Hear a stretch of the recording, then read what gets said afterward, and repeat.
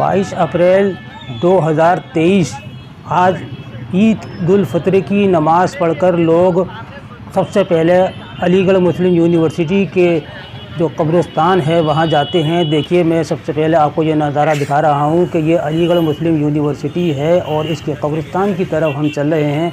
ये रास्ता पूरा ब्लॉक है। देखिए, यूनिवर्सिटी का कब्रिस्तान का बोर्ड लगा हुआ है और अब मैं आगे इसके कब्रिस्तान के अंदर दाखिल होने के लिए जा रहा हूँ। वो आपको दिखाऊंगा, वहाँ की कब्र दिखाऊंगा।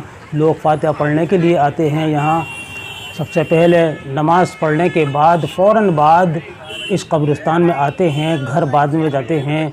देखिए, ये सब अब मैं कब्रिस्तान के अंदर पहुँचने वाला हूँ। ये लोग पहुँच रहे हैं, इनके साथ साथ मैं भी चल रहा हूँ और आपको दिखाई देगा कि हाँ, कितना बड़ा कब्रिस्तान है। और मैं समझता हूँ कि अलीगढ़ मुस्लिम यूनिवर्सिटी का ये कब्रिस्तान, देखिए मैं गेट के अंदर दाखिल हो रहा हूँ और दाखिल होते ही और आपको उल्टे हाथ पर मोइन हसन जज़्बी साहब की कब्र है।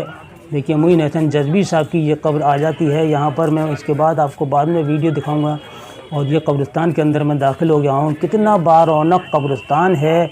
और यहाँ पर एक ख़ास बात ये बता दूँ कि यहाँ इसके बराबर में ही +2 का हॉस्टल भी है और पॉलिटेक्निक कॉलेज भी है।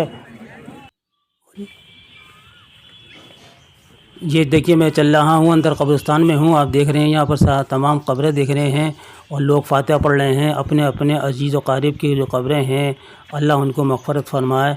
और ये देखिए, मैं अब कब्र पे पहुँच रहा हूँ और यहाँ पर बहुत सारी कब्रें आप देखने को मिल रही हैं और लोग आते जा रहे हैं। जहाँ कुछ पढ़कर जा रहे हैं, कुछ पढ़ने के लिए जा रहे हैं। और ये रास्ता बना हुआ है और चारों तरफ ये रास्ते बने हुए हैं। ये एम हबीब खां की कब्र है और इस पर इनके बेटे और इनके पोते कब्र पर फातिहा पढ़ते हुए नज़र आ रहे हैं। ये देखिए, बिल्कुल सफाई रहती है और चारों तरफ फुलवारी है और हरे भरे पेड़ लगे हुए हैं। और दोस्तों, ये कब्रिस्तान आप देख रहे हैं और इस कब्रिस्तान को देखकर आप का दिल क्या कहता है और आपकी क्या राय है, अपने कमेंट बॉक्स में ज़रूर लिखकर भेजिएगा अपनी राय।